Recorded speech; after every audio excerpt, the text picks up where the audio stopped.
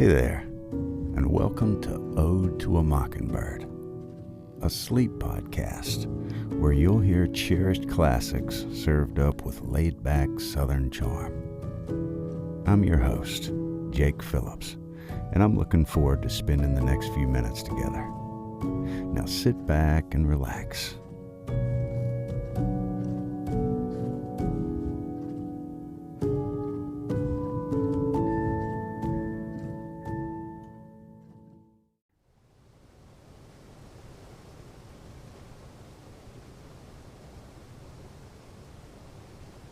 Hey, good to have you back. In this episode, we'll be reading from Alfred Lord Tennyson.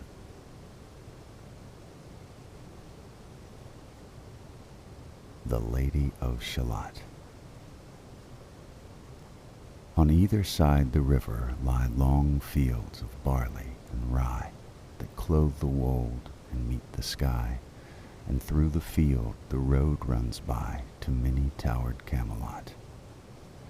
And up and down the people go, gazing where the lilies blow, round an island there below, the island of Shalott.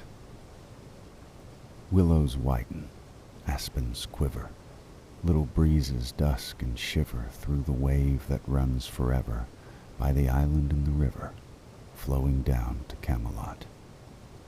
4 gray walls and 4 gray towers overlook a space of flowers, and the silent isle embowers the Lady of Shalott. By the margin, willow-veiled, slide the heavy barges trailed by slow horses, and unhailed the shallop flitteth silken-sailed, skimming down to Camelot. But who hath seen her wave her hand, or at her casement seen her stand? Or is she known in all the land, the Lady of Shalott?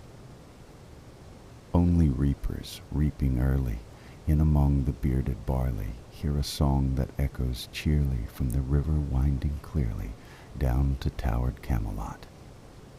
And by the moon the reaper weary, piling sheaves in uplands airy, listening, whispers, "'Tis the fairy Lady of Shalott."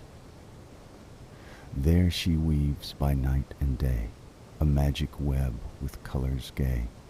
She has heard a whisper say, "A curse is on her if she stay to look down to Camelot." She knows not what the curse may be, and so she weaveth steadily, and little other care hath she, the Lady of Shalott. And moving through a mirror clear that hangs before her all the year, shadows of the world appear. There she sees the highway near, winding down to Camelot. There the river eddy whirls, and there the surly village churls, and the red cloaks of market girls pass onward from Camelot.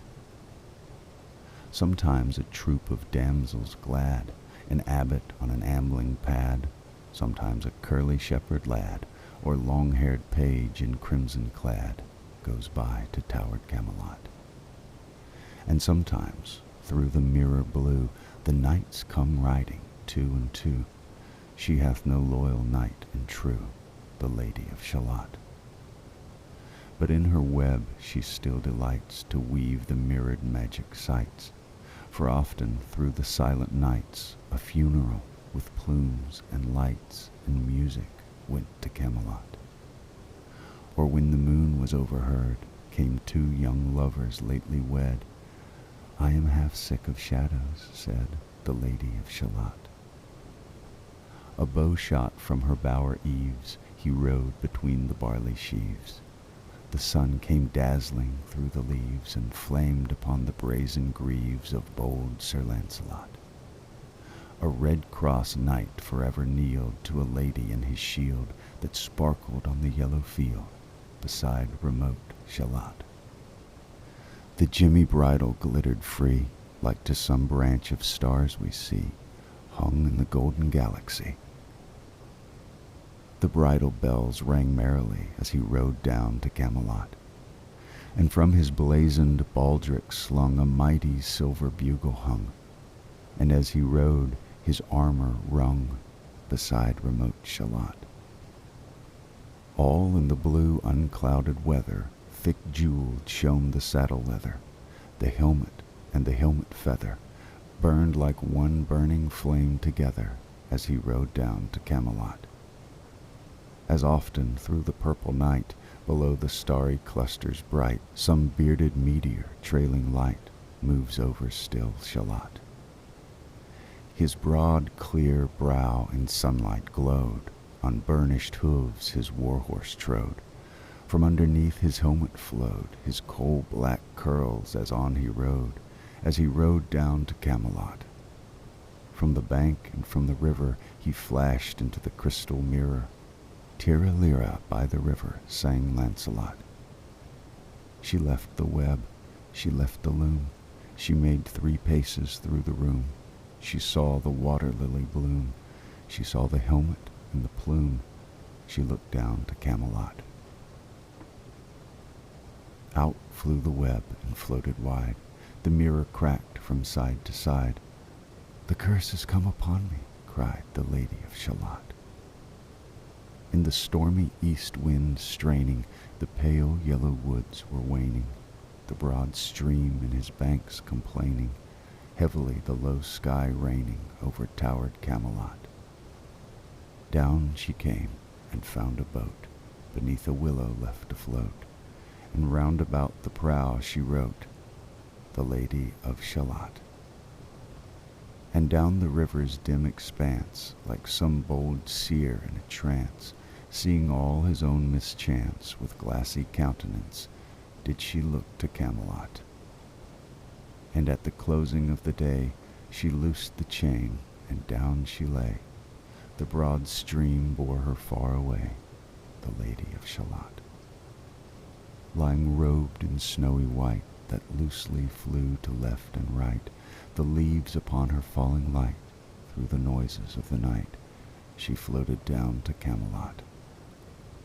And as the boat head wound along the willowy hills and fields among, they heard her singing her last song, the Lady of Shalott.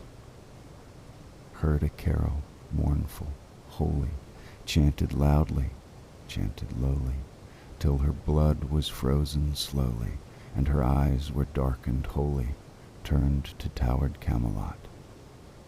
For ere she reached upon the tide, the first house by the water's side, singing in her song, she died, the Lady of Shalott.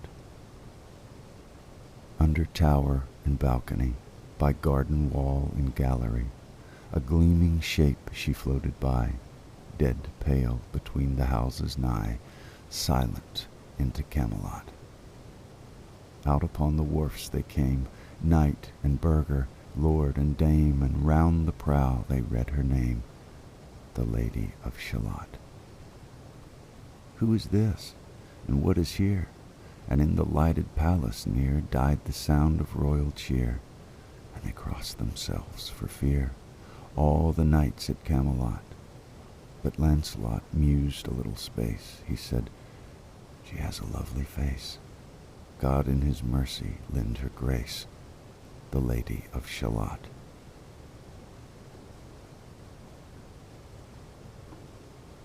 Clarabelle. Where Clarabelle low lieth, the breezes pause and die, letting the rose leaves fall. But the solemn oak tree sigheth, thick-leaved, ambrosial, with an ancient melody of an inward agony, where Clarabelle low lieth. At eve the beetle boometh athwart the thicket lone. At noon the wild bee hummeth about the mossed headstone. At midnight the moon cometh, and looketh down alone. Her song the lint-white swelleth, the clear-voiced mavis dwelleth, the callow throstle lispeth, the slumbrous wave outwelleth, the babbling runnel crispeth, the hollow grot replieth, where Clarabelle low lieth.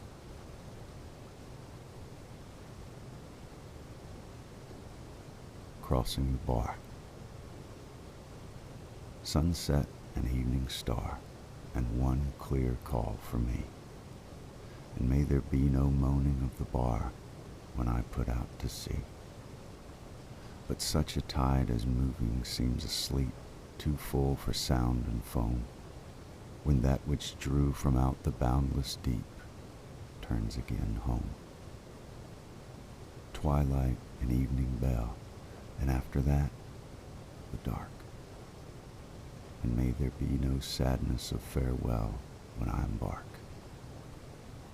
For though from out our bourne of time and place the flood may bear me far, I hope to see my pilot face to face when I have crossed the bar.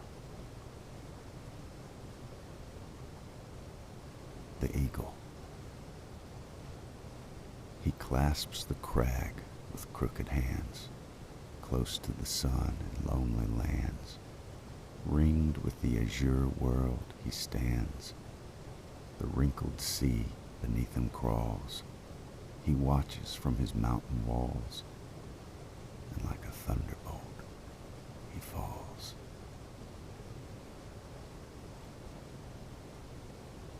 Break, break, break. Break, break, break on thy cold gray stones, O sea. And I would that my tongue could utter the thoughts that arise in me. Oh, well for the fisherman's boy that he shouts with his sister at play. Oh, well for the sailor lad that sings in his boat on the bay. And the stately ships go on to their haven under the hill. But oh, for the touch of a vanished hand and the sound of a voice that is still. Break, break, break at the foot of thy crags, O sea. But the tender grace of a day that is dead will never come back to me. Ulysses. It little profits that an idle king by the still hearth among these barren crags, matched with an aged wife, I meet and dole unequal laws unto a savage race that hoard and sleep and feed and know not me. I cannot rest from travel. I will drink life to the lees. All times I have enjoyed greatly, have suffered greatly, both with those that loved me and alone, on shore and when through scudding drifts the rainy Hyades vex the dim sea. I am become a name, for always roaming with a hungry heart, much have I seen and known, cities of men and manners, climates, councils, governments, myself not least, but honored of them all, and drunk delight of battle with my peers, far on the ringing plains of windy Troy. I am a part of all that I have met, yet all experience is an arch wherethrough gleams that untraveled world whose margin fades forever and forever when I move. How dull it is to pause, to make an end, to rust unburnished, not to shine in use, as though to breathe were life. Life piled on life were all too little, and of one to me little remains. But every hour is saved from that eternal silence, something more, a bringer of new things.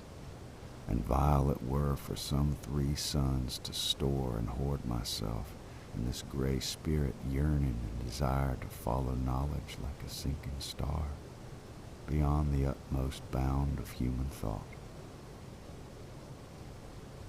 This is my son, mine own Telemachus, to whom I leave the scepter and the isle, well loved of me, discerning to fulfill this labor, by slow prudence to make mild a rugged people, and through soft degrees subdue them to the useful and the good.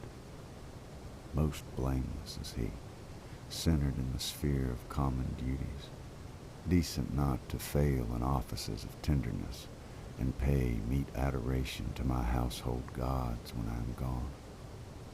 He works his work, I mine. There lies the port, the vessel puffs her sail. There gloom the dark, broad seas. My mariners, souls that have toiled and wrought and fought with me, that ever with a frolic welcome took the thunder and the sunshine and opposed free hearts, free foreheads, you and I are old. Old age hath yet his honor and his toil.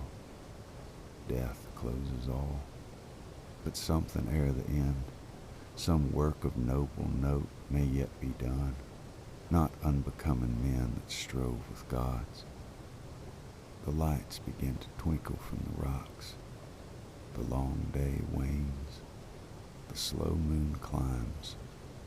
The deep moans round with many voices. Come, my friends. 'Tis not too late to seek a newer world. Push off, and sitting well in order, smite the sounding furrows. For my purpose holds to sail beyond the sunset and the baths of all the western stars until I die. It may be that the gulfs will wash us down. It may be we shall touch the happy isles and see the great Achilles whom we knew. Though much is taken, much abides. And though we are not now that strength which in old days moved earth and heaven, that which we are, we are. One equal temper of heroic hearts, made weak by time and fate, but strong in will to strive, to seek, to find, and not to yield. From Maud. Come into the garden, Maud, for the black bat night has flown. Come into the garden, Maud. I'm here at the gate alone. And the woodbine spices are wafted abroad, and the musk of the rose is blown. For a breeze of morning moves, and the planet of love is on high, beginning to faint in the light that she loves, in a bed of daffodil sky. To faint in the light of the sun she loves, to faint in his light and to die. All night have the roses heard the flute, violin, bassoon. All night has the casement jessamine stirred to the dancers dancing in tune, till a silence fell with the waking bird, and a hush with the setting moon. I said to the lily, there is but one with whom she has heart to be gay. When will the dancers leave her alone? She is weary of dance and play. Now half to the setting moon are gone, and half to the rising day. Low on the sand and loud on the stone, the last wheel echoes away. I said to the rose, the brief night goes in babble and revel and wine. O young lord lover, what sighs are those for one that will never be thine? But mine, so I swear to the rose, forever and ever mine. And the soul of the rose went into my blood, and the music clashed in the hall. And long by the garden lake I stood, for I heard your rivulet fall. From the lake to the meadow and on to the wood, our wood that is dearer than all. From the meadow your walks have left so sweet that whenever a March wind sighs, he sets the jewel print of your feet in violets blues your eyes, to the woody hollows in which we met in the valleys of paradise. The slender acacia would not shake one long milk bloom on the tree. The white lake blossom fell into the lake as the pimpernel dozed on the lea. But the rose was awake all night for your sake, knowing your promise to me. The lilies and rose were all awake. They sighed for the dawn and thee. Queen Rose of the rosebud garden of girls, come hither, the dances are done. In gloss of satin and glimmer of pearls, queen lily and rose in one. Shine out, little head, sunning over with curls to the flowers and be their sun. There has fallen a splendor tear from the passion flower at the gate. She is coming, my dove, my dear. She is coming, my life, my fate. The red rose cries, she is near, and the white rose weeps, she is late. The larkspur listens, I hear, and the lily whispers, I wait. She is coming, my own, my sweet, were it ever so airy a tread, my heart would hear her and beat, were it earth in an earthy bed. My dust would hear her and beat, had I lain for a century dead, would start and tremble under her feet, and blossom in purple and red.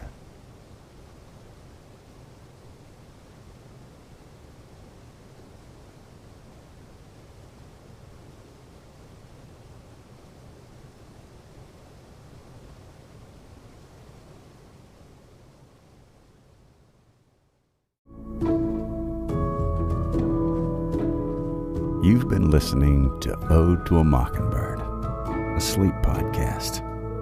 I'm your host, Jake Phillips, and it's been a real privilege to be able to spend some time with you. Please do subscribe, leave a review, and tell a friend if you're willing and able. And I look forward to meeting up with you again real soon. Until next time.